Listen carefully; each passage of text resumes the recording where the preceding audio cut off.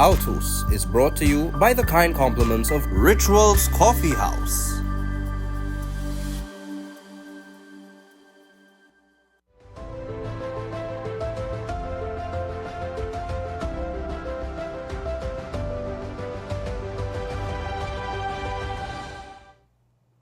Good evening and welcome to Altos, a weekly news and current affairs program produced by the Catholic News and broadcast on Trinity TV and TTT. I'm Roger Sands, sitting in for Neil Parsonlal this week, and happy Feast of St. Valentine. In our top stories, fears for the safety of infant children among the concerns being raised by parents at the St. Dominic's RC School in Penal. We'll tell you what the Catholic Education Board is saying. Vicar of the Southern Vicariate, Father David Khan, wants the Catholic faithful to see the church as their hospital for physical, mental, and spiritual healing in this Jubilee year. Parents of First Communion children encouraged to ensure they attend Mass and not become part of the gas station mentality which has impacted church attendance. And later, we speak with Pastor Clive Dotton, a former member of the Police Service Commission, about crime, criminality, and the police service. Our top story, tension was high this week as parents of infant children attending the St. Dominic's RC Primary School in Penal on Monday had a protest over the lack of security and conditions at the parish hall, which they say is unfit and unsafe for their children. Laura Pickford-Gordon has more. It has been 8 years since the pupils of St. Dominic RC School Penal have been occupying the parish hall and community center where the standards 1 to 5 classes are held. The relocation became necessary after the school was condemned as unsafe by the Works Ministry in 2016. Head of the Parent-Teacher Conference, Sharon Batiste, said the parents want an intervention. We have been asking and pleading for the government to assist us in somehow. We are asking for a new building for our children. Our school numbers are getting smaller and smaller as the years go by. There's children's safety is first priority to the parents, and they are saying enough is enough. They're not going to send their children out to school until they see some issues, some things take place. Batiste said they are also concerned that with no security guard, anyone can walk into the school at any time, putting the children at risk. There are insufficient toilets and inconvenience with children occupying 2 sites. They are also concerned that there is no air conditioning, making it uncomfortable for the children and teachers. In addition, she said there is no play area. They are young ones. They tend to want to have a little playtime, especially during break time and lunchtime. But it is not allowed for them to have a playtime because it is the church car park. Addressing the concern about the AC, Father Peter Adoaka said when he became parish priest last year, he realized the church could not afford it because of the hefty bill. He told Altos letters were sent to the Ministry of Education via the Catholic Education Board of Management since 2023. I spoke to the principal and I said to her, see what we can do about it so that if it means paying part of the bill so that we cannot continue to pay that bill all by ourselves. In a statement, the Catholic Education Board of Management said a request for security guard is being processed and the ministry is arranging a procedure for payment of the electricity bills while the school occupies the parish hall. A decision was taken on Wednesday evening to turn back on the air conditioning units. The CEPM is also awaiting information from the ministry on the timeline for reconstruction of a new school. Look to the church as your hospital for healing. That's the message from Vicar of the Southern Vicariate, Father David Khan, as the Pro-Cathedral of Our Lady of Perpetual Help in San Fernando dedicates the month of February to health and healing. This coincides with the celebration of the Feast of Our Lady of Lourdes and World Day of Health. Altos correspondent Clysha Best spoke with Father Khan and has more in this report. The Our Lady of Perpetual Help Roman Catholic Church, OLPH, is located on the San Fernando Promenade in close proximity to the San Fernando General Hospital and many private health institutions. And parish priest and vicar of the Southern Vicariate, Father David Khan, told Altos this played a major part in the decision to focus on healing. His vision is for people to look at the church as their hospital. So the church is our hospital, especially in this month. It is always our hospital, but in this month, we are primarily focusing on the physical, mental, and spiritual. Father Khan explained that each Saturday in February is dedicated to various healthcare providers. For the first Saturday, we focus on all caregivers. On the second Saturday, we focus on nurses. The third Saturday is for doctors. And the fourth Saturday in February is for all who care for the sick. In addition, he said each week focused on a different theme. The first week was healing of families, the second was healing of the church, the third healing of the community, and the fourth week, the healing of the world. Father Khan commended his fellow priests, Fathers Bernier, Jason Grell, and hygienists for their support in catering for the people of the Archdiocese. He issued this appeal to the faithful. What we have called the people of the Archdiocese to do, that every Thursday that they make it a social outreach day, that they are to visit those who are sick, those who are suffering, wherever you find them, because the end result is building a synodal church. A synodal church is participation, communion, and mission. So the mission part is every Thursday. Every Catholic is called to do some social work in visiting those who are sick and suffering. I am Clysha Best, reporting for Catholic News Altos. Vicar General Father Martin Sergiu has issued a challenge to parents of First Communion boys from the Bethlehem Roman Catholic Boys RC School to ensure that they attend the church at least once a month. Father Sergiu said at the recent retreat of the clergy in Mayaru, concerns were raised by a priest about what he referred to as gas station Catholics who only attend church on sacramental occasions. Well, the first stop the parents make is at baptism. And then we don't see the parents after the first stop, and we don't see the children until the second stop. What is the second stop? First Communion. Father Martin Sergiu, Vicar General, delivered the homily on Sunday, February 9th to our congregation, which included 10 students of the Bethlehem RC School who received the first Holy Communion. He told them the concern about the gas station mentality of Catholics continues after First Communion, when the next time they see the children, it's when they come to the church for confirmation, and then years later, in some cases, when they are ready to get married. Except that most of them ain't get married at all right? They're living together, they're getting married outside the church and things like that. So they hardly come for even the sacrament of marriage. And then he said the final stop at the Catholic gas station is when they die and someone else has to bring them. But he urged the parents of these boys to ensure that they are different. I want to suggest that at least once per month you bring them here to Mass. If you don't do that, things will fall apart. Father Sergiu reminded the boys and their parents that receiving the body and blood of Jesus is not magic, but just a part of what needs to be done. And so it needs parental guidance, it needs their coming to church, and it needs their taking their homework seriously. First Communion builds on what you as parents are already providing. And so once you provide and do your part, and they do their part, we will see them flourish before our eyes.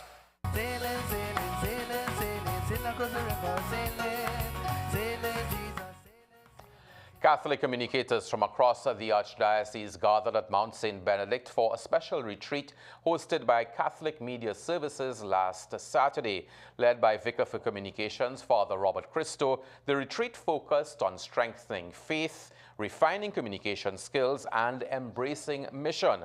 Participants engaged in interactive exercises, scriptural reflections, and discussions on the evolving role of media in ministry.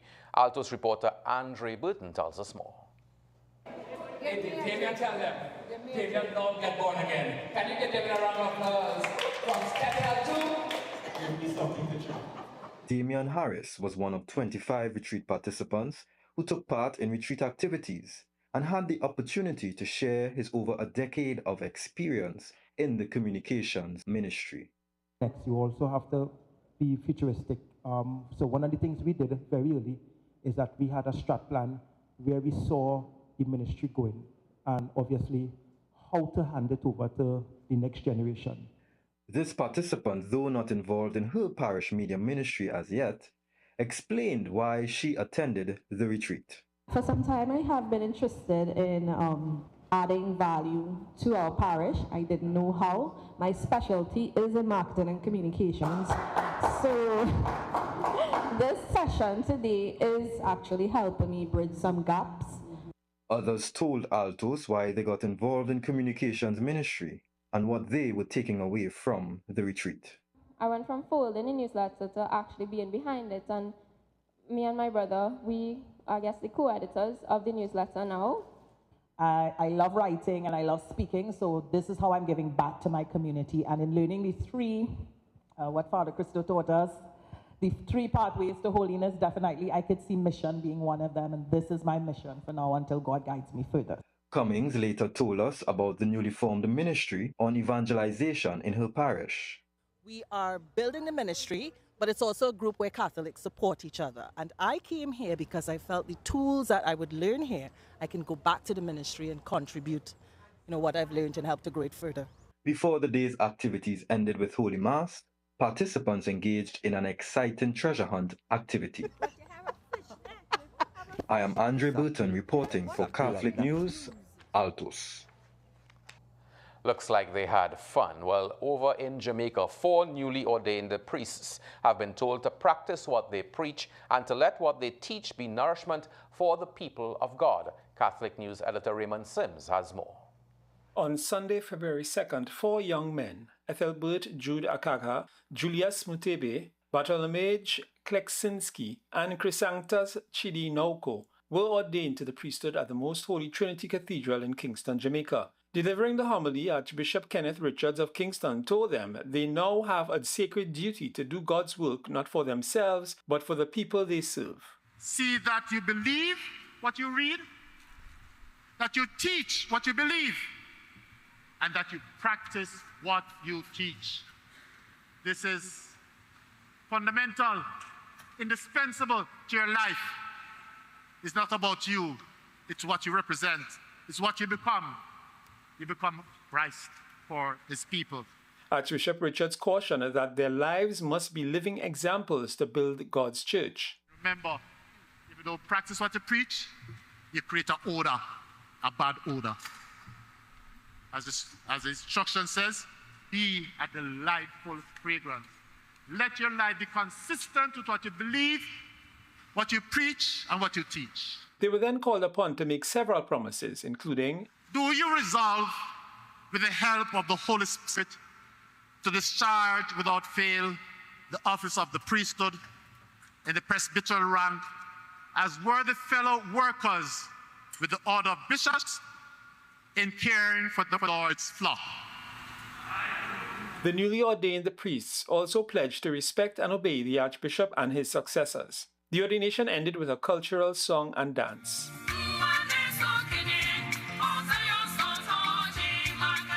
I am Raymond Sims, reporting for Catholic News, Altos.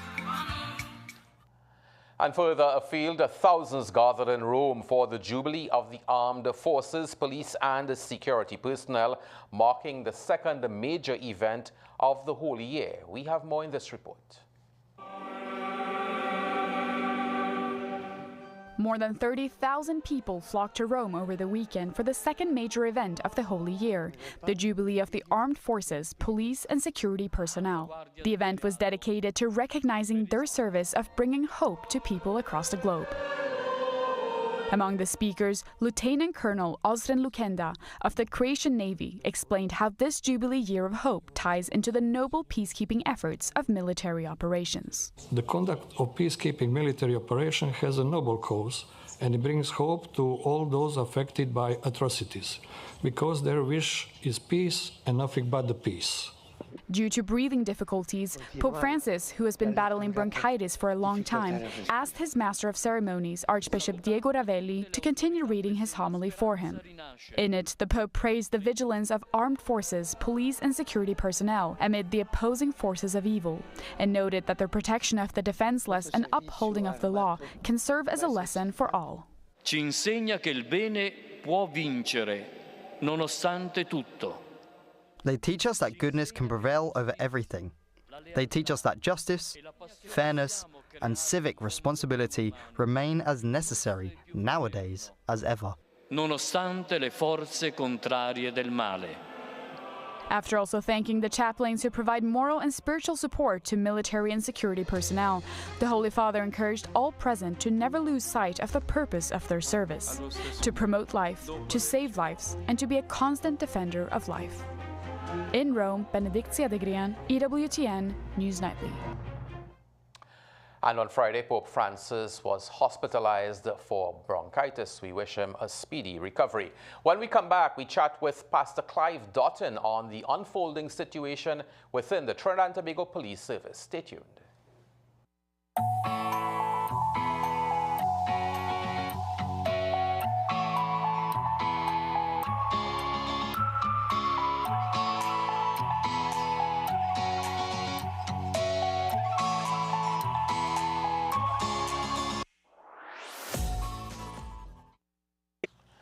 Welcome back to Altos. Well, our guest this evening is Pastor Clive Doughton, Seventh-day Adventist pastor, former independent senator, and a former member of the Police Service Commission, and someone who over the years has been very outspoken about getting things right in this country. Pastor Doughton, welcome to Altos. Thank you for joining us. Thank you so much. Have seen a lot happening in the Trinidad and Tobago Police Service in 2025 with mid-February, and we've had a sitting police commissioner detained, released, not charged, a new commissioner appointed, and the Police Service Commission in the middle of all of this, and a lot of the senior officers also in the middle of what has happened in this year. What are your initial thoughts on these developments? Well, I want to piggyback on what you just said, because, Roger, what is taking place is that I now see the new acting commissioner praising Ulla Christopher and promising to build a foundation. The only thing that he didn't say is that she was a relative of Mother Mary, because he praised her to the highest. And that tells me there may be a rethink in terms of the speed at which you allowed a junior officer to arrest a senior officer. Personally, I feel the Police Service Commission jumped the gun, because apparently the DPP has found no compelling evidence to charge her. And I observe a commentator on the Express stating that to have, police officials going back to the DPP 4 times within a specified limited period of time tells something. And all of this is not building confidence in this service at a time when, in spite of the fact that we have a state of emergency, we have 3 people killed yesterday. And I have said before, and I'm going to say it frankly again, that in terms of murders, you have to evaluate murders multiplied by 2 when you have a state of emergency, because it means the criminal element has no respect for your state of emergency. Looking at what had happened in the service, do you think, people are saying there might have been some kind of uprising or coup within the police service itself for something like this to have happened? And as you said, they've gone to the DPP 4 times, still no charges laid. Premature. That was a palace coup. I am certain of that. And then not only has the PSC moved with alacrity, but the PCA in the charging of a top-ranking officer, all right, the allegations made by a junior officer, a sergeant, by the way, very quickly she has been absolved. Right. And this same officer was involved in the Brent Thomas Barbados affair, all right, another premature action again. So I am saying that we, in a crisis, I have made a statement, and that statement is that Trinidad and Tobago is moving swiftly on the road to Haiti. when I look at what I know about the extortion racket, I have adopted a child, and that child comes from gangland territory, just about 1 year old. And what I see is that a relative is involved in the extortion racket, not yet 20 years old, getting tens of thousands of dollars. And the extortion racket is moving with speed in this country. And a lot of young people have been recruited. Permit me to say that part of our problem is that we have allowed the gang leaders to show us what to do in terms of recruiting young people in criminal activity, in gangs, in drug dealing. We have allowed that to happen, and we have shown a very snail's pace when it comes to the issue of recruiting young people for positive, proactive activity. Getting back to the Commissioner of Police, is it a case where we have 2 commissioners of police now, the incumbent being Erla Christopher and now the acting Commissioner of Police, because she hasn't been charged? No, we have 2 commissioners. You are quite right. She has not been fired from the office. I think there's a lot of shame in terms of what has taken place now. And Mr. Benjamin has decided, well, he will go ahead and praise her because history reveals that today's villain becomes tomorrow's hero. And that may very well be the case in this situation. And what message do you think this sends to the rest of the region and maybe the world, and even within, in terms of the protective services of Trinidad? Because the police is just one, but we have Defense Force, Coast Guard, etc. What message is this sending? Because it's basically those units, those services, they're close-knit and they're closed to the general public. Well, the message we are sending to the gang leaders are, you are winning the battle, all right, and we are losing the battle. That is the message. I went to a police station to rescue a girl from a drug lord, and one young police officer lectured me on the bankruptcy of pastors when it comes to mediation skills. So I was supposed to tell her to stay with a drug lord who was guarded by a police and a soldier and who were in the police station too. That's the closeness of the criminal element to some of our protective services. And I am saying a very serious thing. Nobody told me this. I went to rescue the girl. And then there was a roadblock when I was passing back in front of the station, and they profiled my driver and told us go in the station. So I was literally punished when I tried to rescue that girl, and I rescued her successfully from a drug lord who beat her with a cutlass while she was pregnant. Some very interesting experience there, Pastor Dottin. You talked about us necessarily possibly losing the battle, at least that's the criminal element may think that. Yes. Are we losing the battle as a country? A lot of churches, NGOs, schools, etc. have been doing great work over the years to try and arrest this crime situation, but it seems that we're not making the kind of progress and headway based on the efforts. Yes, my church, Serval, Living Waters, all these are amazing groups. But the truth be told, when it comes to the issue of gangs and criminality, we are actually losing the battle. And we think now that we will continue to lose the battle. I talked to several citizens on the street who are not just Seventh-day Adventists, but belong to all fraternities, all religious communities.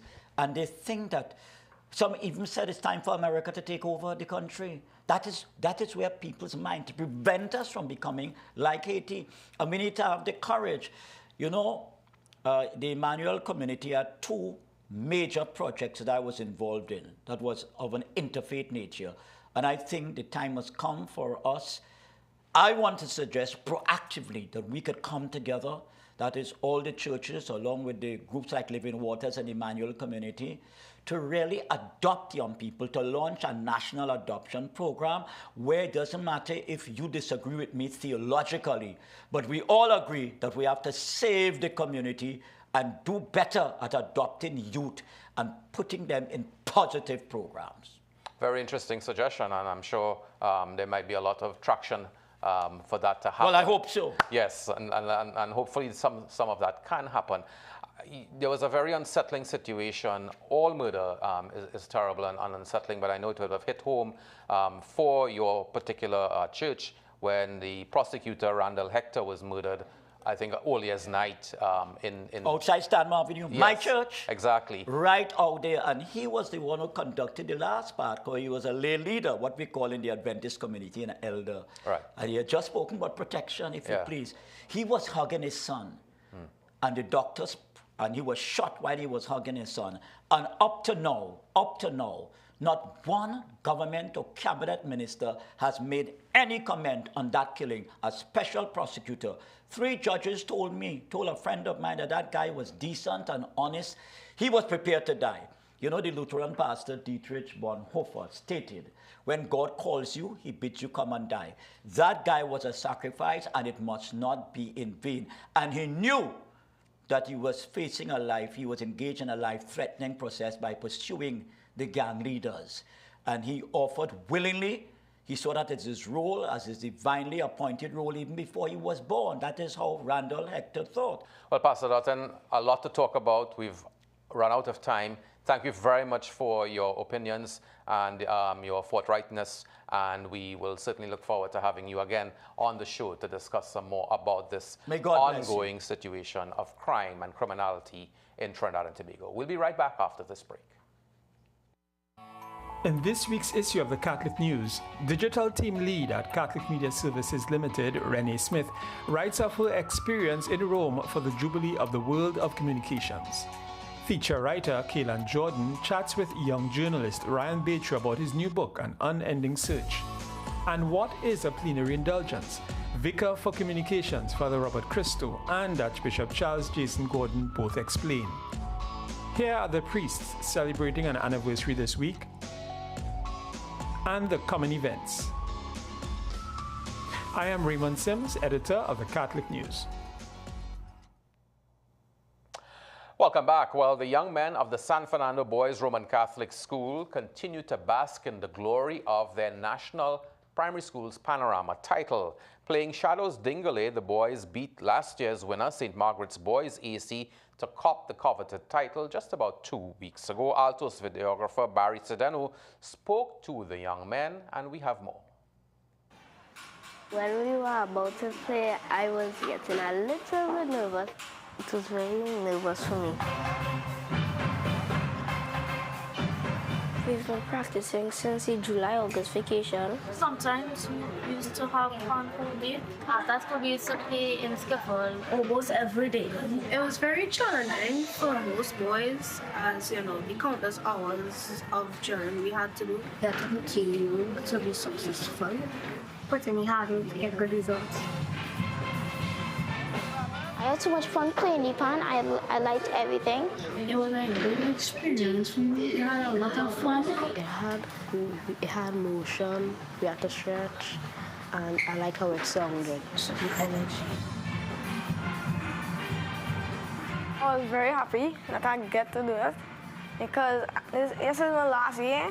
Oh, I started at 5 and I'm coming out now. I find it a good way to come out of school.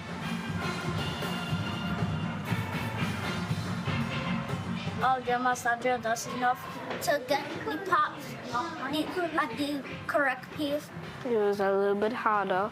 We started to get a little fun, but then we realized the importance and discipline of fun.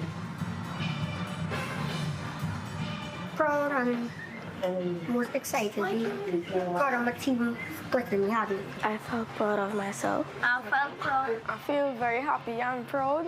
Great. I feel very accomplished. I would achieve this without a worrying Japanese teacher. But I feel very happy of the whole team. This was our team.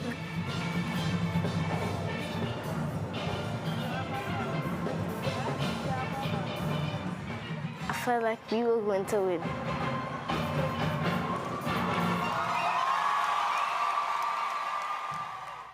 Nothing like winning a national title. Well, that's a wrap on our show this week. We continue to urge you to pray for Trinidad and Tobago, read your Bible, and learn your faith. We leave you now with some scenes at the Panyard Lime at the St. Francis of Assisi Roman Catholic Church compound in Belmont on Friday, February 7th. And we wish you a good week ahead.